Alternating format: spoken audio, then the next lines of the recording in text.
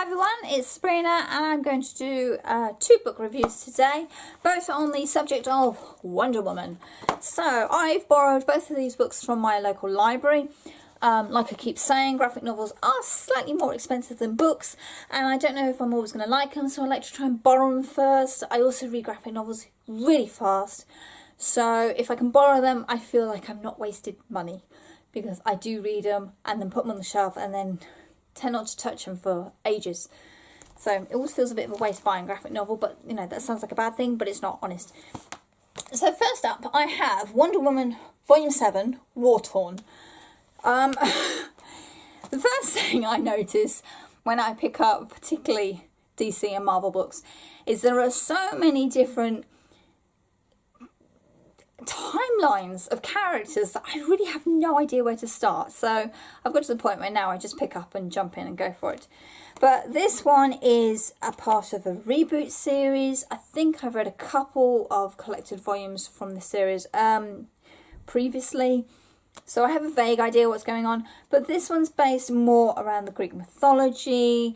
Diana is very much an Amazonian, created by Zeus from clay, and in this one things have happened, significant things, that Diana is now the god of war. She's also the queen of Themyscira, and she's also part of the Justice League, and so War Torn, she's finding herself being pulled into all these different directions and trying to work out how to balance it all, what it means for her as a person in all those different roles.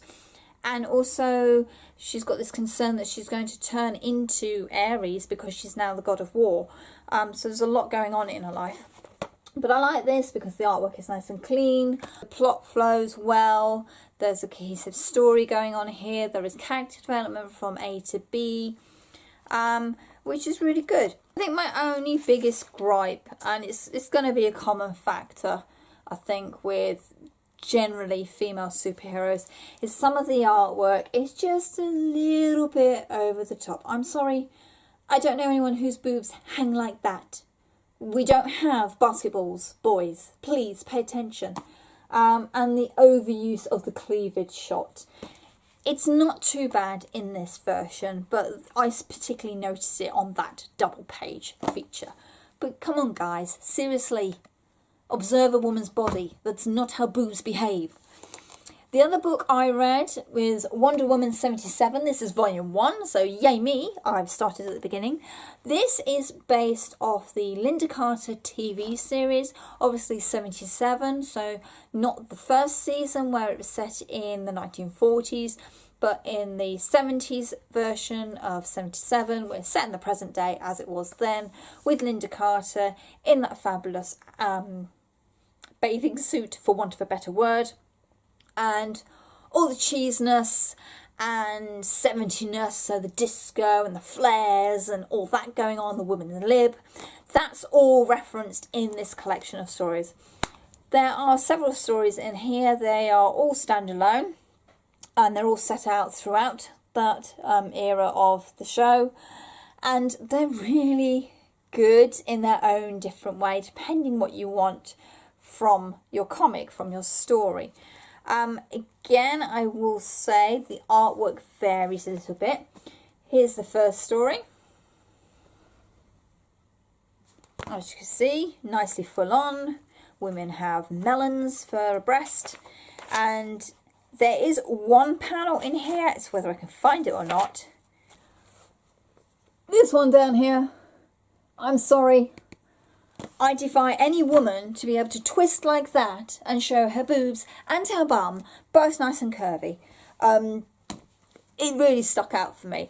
But the first story is very much a fun, cheesy story where Diana and Steve are fighting sirens in a disco. You get the idea. But the artwork varies a little bit from story to story. And like I say, each story is standalone. A lot of them involve some of her villains from the comics originally. So we've got Cheetah and Professor Psycho in there. So there are villains that regular Wonder Woman comic readers will know about and can see. But what I did like about these stories is they felt as though they could have slotted into the TV show. They could have easily been an episode. The likeness of Linda Carter is held really well across all the panels. Likewise with all the supporting characters, which is really nice to see. And they hold very much true to the spirit of the Wonder Woman series and what Linda Carter gave to Wonder Woman. What's really nice is at the back there's an article that says what they were trying to aim for this collection, why they did it. It was off the back of the Batman 66 comic book series that was very successful, and a little bit about what it was like to watch this new show for the first time as a young boy. So that was really interesting to read. So I would say if you're a Wonder Woman fan, possibly give both of these series a go, because they offer very different things, but they do remain true to who Wonder Woman is and what she stands for, and I really, really like that. I'm now going to hurry because my battery is about to die on me. So as always, my social media links are in the description box down below. Please leave me thoughts and comments about your favourite Wonder Woman graphic novels. Which is your favourite storyline? Let me know, because there are so many out there. And today I'm going to shout out Goldilocks Reads as a smaller booktuber that I want you to go and check out. I'll leave a link to her channel down below. And as always, thank you very much for watching and happy reading. Bye!